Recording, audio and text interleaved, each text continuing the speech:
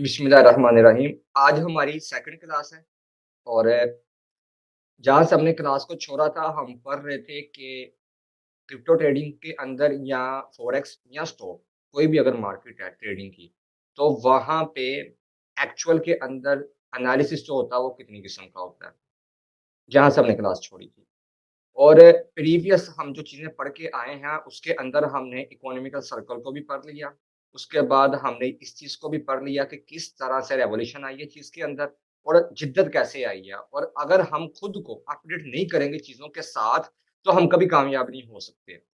Second number के ऊपर technology को लेकर माइंड के अंदर ये जो कॉन्सेप्ट आते हैं, चीज़ हलाल है या हराम है, तो बिल्कुल शॉर्टकट आपको इस चीज़ का मैं आंसर दूँगा कि देखें, जो चीज़ आपको कॉम्प्लेक्स में डाल रही है ना, उस चीज़ को आप साइड पे कर दो। दिल मुतमन हो उसको कर लो, अगर नहीं मुतमन उसको छोड़ दो। ये बस अपने ज़हन में आप चीज़ रखिएगा। अपनी तरफ से आप तहकीक करें, क्योंकि हमेशा 3 तरह की इस्लाम में चीज़ें होती हैं। पहली चीज़ ये आती है कि जो कतई तौर पे ही हलाल या हराम है, ठीक है? हलाल है या हराम है। वो किस तरह से होती है? या तो उसका कुरान में एक हुक्म होता है, जो अल्लाह ताला की तरफ से आता है कि ये चीज़ हराम कर दी गई है, तो ये हराम है। ये चीज़ हलाल कर दी गई है, तो ये हलाल है। या सेकंड नंबर के ऊपर हमें उस चीज़ के बारे में हदीस से मालूम होता है कि जो चीज़ पहले हलाल तो नहीं थी, लेकिन बाद में हराम हुई है किसी वजह से। जिसकी एग्ज़ाम्पल सबसे बड़ी अगर आपको मैं दूँ, तो शराब है। शराब स्टार्टिंग के ऊपर हराम नहीं थी। जब सहाबा कराम का अर्ली एक दौर था, तो इस्लाम का जो एक स्टार्टिंग वाला एक फ़ेज़ था, वो तब वो शराब पीते थे। लेकिन एक वक़्त ऐसा आया कि उसके बीच में एक वजह बन गई, उस वजह से शराब को हराम बोल दिया गया, तो बाद में जाकर हराम हुई। इसी तरह से ऐसी चीज़ें कि जिसके बारे में ना हलाल का पता है, ना हराम का पता है, उसके ऊपर आप ये चीज़ देख लो कियास करते हुए, उसके जिन्स वाली चीज़ें देखते हुए या इसके मुतबादल चीज़ें देखते हुए या उसको छोड़ दो या कर लो, जिसके बारे में कि ना हुक्म हलाल का, ना हराम का है। जिसकी एग्ज़ाम्पल सबसे बड़ी आपके सामने आती है सी फूड की। अब समंदर के अंदर बहुत सारी मखलूक़ात ऐसी रहती हैं कि जिसका हमें पता ही नहीं है, हमने कभी देखी भी नहीं होंगी। तो उसमें से सबसे बड़ी एग्ज़ाम्पल आपके पास झींगे की है, जो वो केंकड़ा-नुमा चीज़ होती है ना, कुछ उलमा कराम कहते हैं ये हलाल है, कुछ कहते हैं ये हराम है। तो ये सारी चीज़ें जो आपको कॉम्प्लेक्स में डालती हैं ना, तो आप उस चीज़ को साइड पे करके आप आगे बढ़ जाओ। अगर आपका दिल मुतमन होता कि ये ऐसे है, ये ऐसे है, ठीक है? इस चीज़ के बीच में आपने कॉम्प्लेक्सिटी लेकर आना। अब मैं अगर कंटिन्यू करता हूँ अपनी क्लास को, तो जो आज हम टॉपिक पढ़ेंगे, हम अपने एनालिसिस को ही आगे कंटिन्यू करते हैं। एनालिसिस के अंदर हम ये चीज़ देखेंगे कि कितने किस्म का मार्केट के अंदर एक्चुअल में एनालिसिस होता है। तो there are many types of analysis, but accordingly to top level analyst just 3 analysis are actual. Market के अंदर बहुत ही किस्म के एनालिसिस होते हैं। अब एनालिसिस का मकसद क्या होता है बेसिकली? किसी चीज़ के बारे में भी डीपली जाके मालूमात कर लेना, उसका मुशाहदा करना, क्या ये चीज़ ठीक है, ये गलत है, ये अगर आई है तो ये हमें क्या बेनिफिट देगी, इसका मकसद क्या है? तो इस चीज़ों का जब हम ऑब्जर्वेशन करते हैं, तो उसको हम कहते हैं कि हम किसी चीज़ का एनालिसिस कर रहे हैं। तो जो टॉप लेवल के एनालिस्ट हैं मार्केट के अंदर, जो एक्सपीरियंस बेस्ड वाले बंदे हैं, वो कहते हैं कि मार्केट के बीच में एनालिसिस बहुत किस्म का है। लेकिन जो मेन एनालिसिस होते हैं ना, वो आपके 3 ही तरह के होते हैं। एक आपका फंडामेंटल का एनालिसिस होता है, दूसरा आपका टेक्निकल का एनालिसिस होता है और इन दोनों के बीच में जो एक और किस्म आती है, उसको हम कहते हैं on chain analysis. On chain analysis बहुत ही एक फन वाली बात है कि जब आप फंडामेंटल और टेक्निकल इन दोनों चीज़ों के बीच में आप आ जाते हो, तो दरमियान में आपके पास ऑन चेन का एनालिसिस आ जाता है। वो क्या होता है कि सारा डाटा आपके सामने इंटरनेट के ऊपर मौजूद होता है। बहुत सारे टूल्स होते हैं इसके लिए कि आप वहाँ से देख रहे होते हो कि मार्केट के अंदर जो स्ट्रक्चर चल रहा है, जो बाइंग सेलिंग हो रही है किसी चीज़ की भी, चाहे वो स्टॉक की है, शेयर्स की है या वो क्रिप्टो की मार्केट के अंदर है। तो वहाँ पे डील किस तरह से हो रही है। जो बड़े-बड़े इन्वेस्टर्स हैं, बड़े-बड़े व्हेल्स हैं या इंस्टीट्यूट हैं, तो वो किस तरह से बाइंग सेलिंग कर रहे हैं। तो इन दोनों के बीच में रहते हुए ऑन चेन एनालिसिस होता है कि आप बड़े-बड़े जो ऑर्डर होते हैं, उनको आप जाके पकड़ लेते हो। तो इसके दरमियान में फिर आपका टेक्निकल निकल आता है एक साइड पे और एक साइड पे आपका फंडामेंटल निकल आता है। अब अगर हम फंडामेंटल की बात करें, जस्ट कि फंडामेंटल किस चीज़ का नाम है, तो फंडामेंटल के अंदर 2 टाइप होती हैं। एक होती है क्वालिटी उसकी और उसके बाद उसकी क्वांटिटी होती है। अब क्वालिटी के अंदर क्या चीज़ आती है, वो देखा जाता है कि उस कंपनी का जो बिज़नेस मॉड्यूल है, वो किस टाइप का है। जैसे आपको पता है एक बिज़नेस मॉड्यूल है मल्टी नेटवर्क मार्केटिंग, जिसको हम कहते हैं रेफरल प्रोग्राम भी। वो क्या होता है कि आप क्या करते हो, एक ट्री बनाते हो। उस ट्री के ज़रिए आप चलते हो आगे की तरफ। जैसे यहाँ पे आपको मैं शेप के ज़रिए समझा देता हूँ। यहाँ पे आपने एक चीज़ के अंदर एंट्री की, आपके पास एक ट्री बनेगी। वो बंदा क्या बोलेगा कि भाई आप अपने नीचे अगर 4 बंदों को लेकर आओगे, उसी की मैं बात कर रहा हूँ उसके अंदर ही। तो आपको क्या मिलेगा, इस तरह से कमीशन मिलेगा। 4 बंदों की आप ट्री बनाओ। इसी तरह से अगर हम उसके अंदर मज़ीद चले जाएँगे, वो 4 बंदों के बीच में, वो आगे 4-4 बंदे लेकर आएँगे। ठीक है? ये इसको बोलते हैं मल्टी नेटवर्क मार्केटिंग, एक बिज़नेस मॉड्यूल है, जो सीधे से ही टोटली तौर पे स्कैम है। जिन बंदों के माइंड में ये चीज़ आती है ना कि यार इन्वेस्टमेंट मैं कर रहा हूँ किसी कंपनी के अंदर और वो मुझे मंथली बेस के ऊपर इतनी परसेंटेज दे रहे हैं और वो कहते हैं जी कि आपको हम इतना डिविडेंड देंगे, आप इतने बंदे लेकर आए। आँखें बंद करके यकीन कर लो कि बिज़नेस मॉड्यूल क्या है? फेल है। वो बिज़नेस मॉड्यूल कभी भी आपका सक्सेसफुल नहीं हो सकता, वो आपको चूना लगा कर जाएगा। पिछले साल में अगर आप लोगों में से कुछ लोग जानते हों, तो एचटीएफ एचटी फॉक्स, यूजी इस तरह करके बहुत सारी साइट्स थी, अभी भी चल रही हैं। मुझे परसों एक मैसेज आया एक दोस्त के ज़रिए और कराची का बंदा है, बायनांस नाम से किसी ने फेक फेक ही आईडी बनाई हुई है। तो उन्होंने मेरे साथ बात शेयर की कि क्या ऐसा पॉसिबल है कि बिनास हमें खुद कहता है कि आप इतनी इन्वेस्टमेंट करें और आप हमें पैसे दें। तो 2-3 मिनट की उनकी वॉइस थी, ग्रुप में मुझे ऐड किया था दोस्त ने कि यार इनका मसला आप हल करवा दें, इनको बता दें ये क्या सीन है क्योंकि मुझे तो इतना पता नहीं है, तो मैंने आपका रेफर दिया। तो उसने मुझे बताया कि भई तकरीबन 6-7 माह पहले की बात है, बिनांस नाम से एक एप्लीकेशन है, तो वो लोग हमें कहते हैं कि आप 1 लाख रुपए की इन्वेस्टमेंट करें, हम मंथली आपको 7,000 रुपया जो है ना वो परसेंटेज कुछ ने रखी हुई है मंथली आपको देंगे। और अभी उनका जी भी सिलसिला चल रहा है, हर महीने वो कह रहे हैं आप इतनी इतनी इन्वेस्टमेंट करो और इन्वेस्टमेंट करने के बाद आपको इतना पैसा मिलेगा। तो करते-करते तकरीबन 7 लाख रुपए की उन्होंने इन्वेस्टमेंट कर दी हुई है और अब उनका विथड्रॉ करना नहीं हो रहा और एग्ज़ाम्पल वो दे रहे हैं टेरा लूना की। और लूना के अंदर वो कह रहे हैं जी उसकी प्राइस छ $16 पे चल रही है, $26 पे चल रही है, इस तरह का उनको कुछ सीन चलाया जा रहा है। तो वो टोटली तौर पे क्या कर रहे हैं, स्कैम कर रहे हैं, वो चूना लगा रहे हैं। इसको हम क्या कहते हैं, ये होती है हमारे पास एक ट्री ट्री बनती है, जिसको हम रेफर प्रोग्राम कहते हैं, ये इसका बिज़नेस मॉड्यूल है। इसी तरह से जब भी क्रिप्टो का कोई प्रोजेक्ट आता है, उसका अपना कोई ना कोई एक रोल मॉडल होता है और रोड मैप होता है उनका। उसके ज़रिए वो चलते हैं, वो बताते हैं कि हम इस मकसद के लिए आए हैं, तो उसको हम कहते हैं कि बिज़नेस का ये कंपनी का ये वाला बिज़नेस मॉड्यूल है। सेकंड नंबर के ऊपर जो हमारे पास चीज़ आती है, वो आती है मनी मैनेजमेंट। उस कंपनी के अंदर जो मैनेजमेंट है, वो कैसी है? उनका जो सीईओ है, क्या उसको कोई एक्सपीरियंस है? जो उसका फाउंडर है, उसका बैकग्राउंड क्या है? तो कंपनी के का अंदर जो भी चीज़ें हो रही हैं, उसके जो एम्प्लॉइज़ हैं, उनका क्या एक्सपीरियंस है? उस चीज़ का एनालिसिस किया जाता है, उसको कहते हैं मैनेजमेंट ऑफ कंपनी। फिर आप पास आ जाती है कॉम्पिटिटिव एडवांटेज आ जाता है, कॉर्पोरेट गवर्नेंस आ जाता है। अब जो कॉर्पोरेट गवर्नेंस किस चीज़ का नाम है मैं आपको बता देता हूँ कि जैसे कोई भी कंपनी अगर रजिस्टर होती है, बड़ी-बड़ी जो कंपनीज़ होती हैं, अगर हम इंडिया की एग्ज़ाम्पल लेते हैं, टाटा है, रिलायंस है, जियो है, बैंक के अंदर उनके निफ्टी आ जाते हैं, बैंक निफ्टी आ जाते हैं। इस तरह अमेरिका के अंदर आपको गूगल मिल जाएगी, टेस्ला मिल जाएगी, इसके अलावा आपको एप्पल मिल जाएगी। तो ये जो टॉप क्लास की कंपनीज़ होती हैं, गवर्नमेंट के साथ उनका एक लिंक होता है। वो क्या करते हैं अपने सारे असासे वहाँ पे डिक्लेयर करते हैं, गवर्नमेंट उनको जो है ना वो उनको सपोर्ट करती है, तो वो चीज़ें साथ लेकर चलते हैं। इसको कहते हैं कि को उनका गवर्नमेंट के साथ कैसा कोऑपरेट है। सेकंड नंबर पे आ जाता है कि उनका जो कस्टमर बेस है, उनका जो कस्टमर का कंज्यूमर बिहेवियर है वो कैसा है, वो किस तरह से उसको लेकर चल रहे हैं। इसी तरह से मार्केट के अंदर जो उनके शेयर्स के कॉम्पिटिटर हैं, एक ही फील्ड के अंदर अगर 4-5 कंपनीज़ हैं, तो उनका मार्केट शेयर्स कैसा है। इंडस्ट्री के अंदर ग्रोथ उनकी कैसी हो रही है, उनका बिज़नेस साइकिल कैसा है, उनका रेवेन्यू कितना आ रहा है और कितना जा रहा है, कितना वो कमा रहे हैं, कितना अपने होल्डर शेयर जो उनके शेयर्स होल्डर हैं, उनको कितना वो पैसा डिवाइड करके दे रहे हैं, कितना उनको बेनिफिट हो रहा है। इसी तरह से अगर क्वांटिटी के अंदर आ जाते हैं, यहाँ पे आ जाता है कि उसका ऑडिट कैसा हो रहा है। यानी कि उसके बीच में कुछ स्कैम वगैरह तो नहीं हो रहा। असद भाई यहाँ पे आपका वो सवाल का जवाब है। वो जो एफटीएक्स वाला। ऑडिट हो रहा है उसका कि नहीं हो रहा है, बीच में कोई घपला तो नहीं लग रहा, करप्शन तो नहीं हो रही। उसके बाद उनका अकाउंट प्रॉफिट में चल रहा है या लॉस में चल रहा है।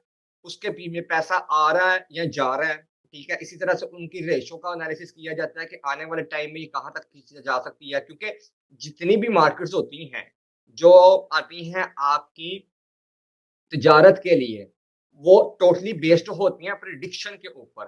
वो कहाँ पे जाएगी, कहाँ पे नहीं जाएगी, कैसे आएगी, ये सारी चीज़ें क्या करती हैं आपकी प्रेडिक्शन के ऊपर चलती हैं। और एनुअल रिपोर्ट उसकी कैसी है, ठीक है? तो बेसिक कॉन्सेप्ट जो होता है ना फंडामेंटल का वो सारा इसी के ऊपर बेस्ड होता है। जैसे एसईओ के अंदर 2 टर्म चलती हैं ऑफ पेज की और ऑन पेज की। ऑन पेज आपका सारे का सारा स्क्रीन के ऊपर होता है, वो हर चीज़ आपके सामने होती है।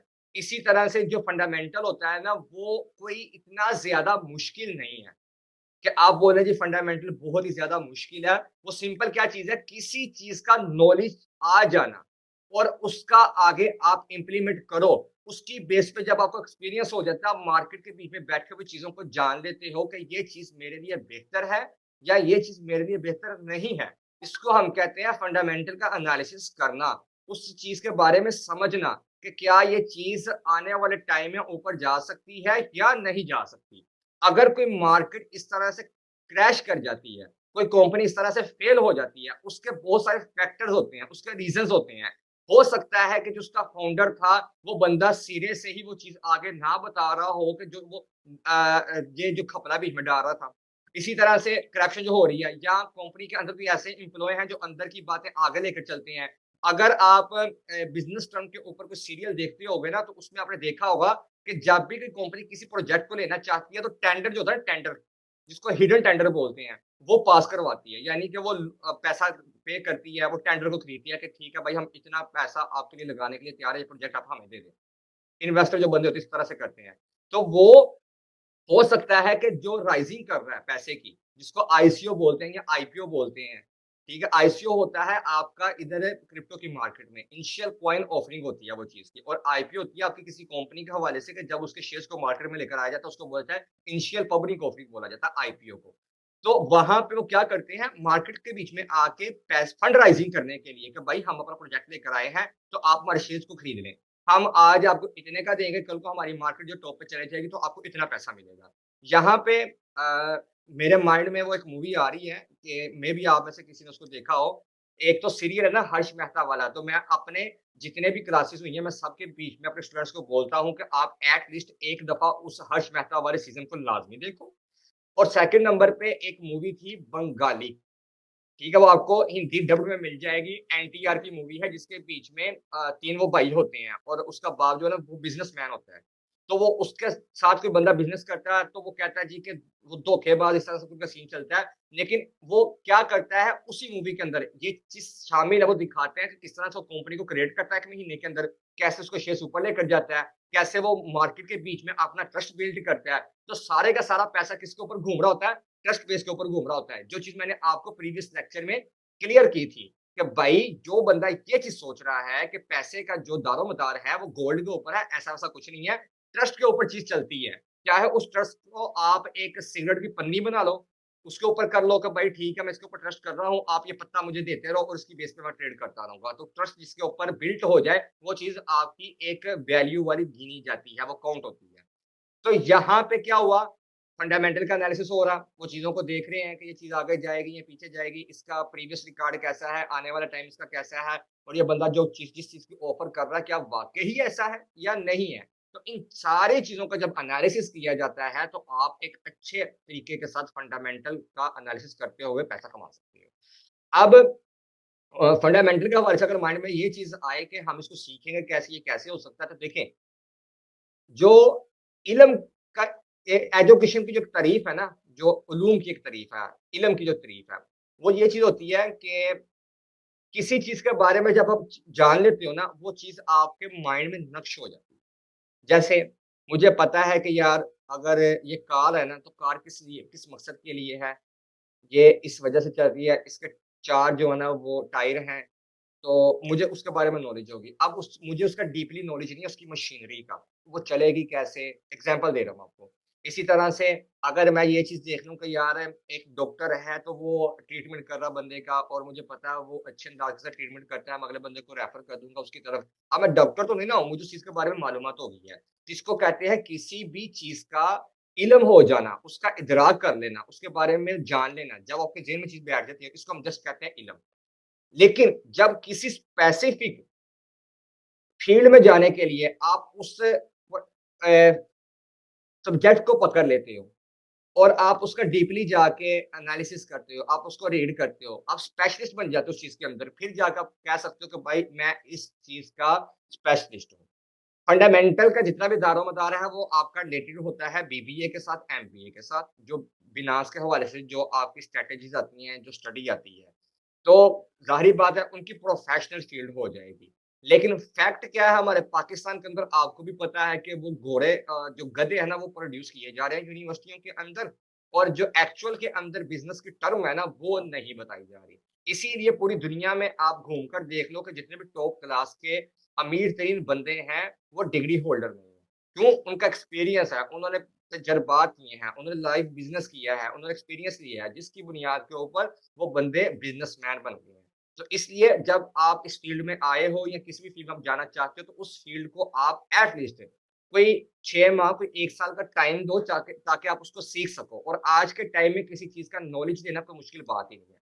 मैं अगर अपनी बात करूँ पर्सनल तौर पे मैंने आपको प्रीवियस सेक्शन में शेयर भी किया था कि मेरी जो स्टडी है, वो इस्लामिक फ़ील्ड में रही है। मैं 3 साल तक लेक्चरर इस्लामिक फ़ील्ड में रहा हूँ और मेरी स्टडी का और इस फ़ील्ड का ज़मीन-आसमान का ताल्लुक भी नहीं है। बल्कि कोसों दूर है ना, इतना ज़्यादा डिफरेंस है, जिस बंदे ने अपनी सारी ज़िंदगी अरबिक फ़ील्ड में गुज़ारी हो, उसने इंग्लिश को पढ़ा तक ना हो, उसकी उसको कंप्यूटर की बला जाने की यार क्या चीज़ है, कैसे है, ये है, वो, उसकी फ़ील्ड एक अलग चीज़ रही हो। और अगर वो बंदा उसमें रहते हुए इस चीज़ को सीख सकता है, अपने शौक के ऊपर या डबल स्टडी कर सकता है, नॉलेज बेस के ऊपर और इस चीज़ को अपना प्रोफ़ेशन बना सकता है, अपने प्रोफ़ेशन को, तो आप लोग भी कर सकते हैं। तो इसलिए माइंड में ये कॉम्प्लेक्स पैदा नहीं करना कि हम किसी चीज़ को सीख नहीं सकते, हम कर नहीं सकते। क्योंकि हमारा जो मेन टॉपिक है वो है टेक्निकल वाली साइड के ऊपर कि हमने मार्केट में जाकर पैसा निकालना है और फिर हमने उसको दोबारा से रीइन्वेस्ट करना है। और जब आप ट्रेडर बन जाओगे ना ऑटोमैटिकली आपको फंडामेंटल का एनालिसिस करना आ जाएगा। फिर आप अच्छे तरीके के साथ इन्वेस्टर भी बन सकते हो। तो यहाँ तक था हमारा फंडामेंटल का। अब अगर नेक्स्ट मैं कंटिन्यू करता हूँ इस चीज़ को, अब यहाँ पे आता है हमारा मेन जो टॉपिक है टेक्निकल को लेकर। कि टेक्निकल का क्या फ़ायदा है और फंडामेंटल का क्या फ़ायदा है और दोनों में से हमारे लिए बेहतर कौन-सी चीज़ है, वो मैं बताता हूँ। देखिए, सबसे पहले जो टेक्निकल चीज़ आती है ना, उसमें 2 ही चीज़ें हैं, सिर्फ़ 2, इससे आगे कुछ भी नहीं है। बाकी फ़र्ज़न चीज़ें आ जाएँ, बीच में शामिल हो जाएँ, उसको हम कुछ कह नहीं सकते। लेकिन जो मेन चीज़ है ना आपके पास, वो क्या है? ये वाली, 2 चीज़ें। एक टूल उसका कौन-सा इस्तेमाल होता है, तीसरा वो किस चीज़ के लिए, कहाँ पे, कैसे इस्तेमाल हो रहा है।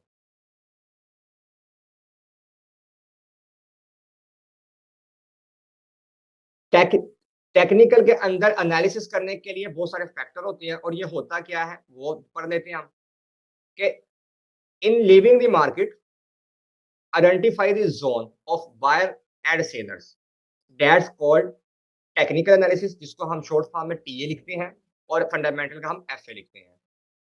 शॉर्ट टर्म के अंदर बहुत सारी फॉर्म्स ऐसी होती हैं कि जिसका याद रखना आपके लिए बहुत ज़्यादा ज़रूरी है। इसको आप याद भी रखें, साथ-साथ आप इसको बोला करें ताकि आपको इन टर्म्स को याद करने में आसानी रहे। इसके हवाले से आपको कैटलॉग के ऊपर मैं पीडीएफ का लिंक भी आपको मिल जाएगा और मैंने ये शेयर भी किया हुआ था। वहाँ से भी आप जाकर देख सकते हैं कैटलॉग में भी। आपको पूरी एक पीडीएफ के अंदर चीज़ मिल जाएगी, वो चीज़ें अपडेट होती रहती हैं। So there are many way and factors for this like MA mean moving average, SR mean support and resistance, TR mean technical का जो हम एनालिसिस करते हैं या हमारी जो इन्वेस्टमेंट होती है वो चीज़ आ जाती है। उसके बाद वीएल मतलब कि वॉल्यूम बेस के ऊपर जो चीज़ होती है, एमएफआई मनी फ्लो इंडेक्सिंग का एक टूल इस्तेमाल होता है, कितना पैसा आ रहा है, कितना जा रहा है और इसके अलावा बहुत सारे और भी फैक्टर आ जाते हैं। बेसिक जो कॉन्सेप्ट है फंडामेंटल को लेकर और टेक्निकल को लेकर दोनों के बीच में किस चीज़ का डिफरेंस है, मेन जो चीज़ है, वो है जी जो फंडामेंटल का एनालिसिस होता है उसका बेसिक कॉन्सेप्ट होता है, जो उसका पर्सपेक्शन होता है, वो है जी लॉन्ग टर्म के लिए किसी चीज़ के अंदर इन्वेस्टमेंट करना, उसको हम कहते हैं फंडामेंटल का एनालिसिस किया जाता है। जबकि क्या होता है टेक्निकल के अंदर शॉर्ट टर्म की आपकी इन्वेस्टमेंट होती है, वो शॉर्ट टर्म आपका 1 साल का भी हो सकता है, 6 महीने का भी हो सकता है क्योंकि फंडामेंटल का एनालिसिस करते हुए किसी स्टॉक के अंदर भी सालों-साल का आपका एक समझ लें कि तजर्बा चलता रहता है। आप लॉन्ग टर्म के लिए अपनी इन्वेस्टमेंट करते हैं। 20 साल का भी होता है, 10 साल का होता है, तो वो लॉन्ग टर्म आपका एक पर्सपेक्टिव हो जाता है। इसी तरह से उसका फंक्शन क्या होता है कि आप ये अगर फंडामेंटल का अच्छे तरीके से आप एनालिसिस करना सीख जाते हो, तो आप इन्वेस्टिंग भी कर सकते हो, आप ट्रेडिंग भी कर सकते हो। और अगर आप जस्ट टेक्निकल का एनालिसिस कर रहे हो, तो जस्ट आप ट्रेडिंग कर सकते हो, ठीक है? इसी तरह से उसका ऑब्जेक्टिव क्या है? कि आप किसी भी चीज़ की जो सिक्योरिटी की वैल्यू है, उसको आप देख सकते हो, और जो आप किसी चीज़ का अगर आपने तय्युम करना हो टेक्निकल के अंदर, आप के किस टाइम पे एंट्री और किस टाइम पे आपने एग्ज़िट करना है किसी मार्केट के बीच में, राइट टाइम को देखते हो, उसका तय्युम करना टेक्निकल के अंदर चीज़ होती है, ये ऑब्जेक्टिव है दोनों के।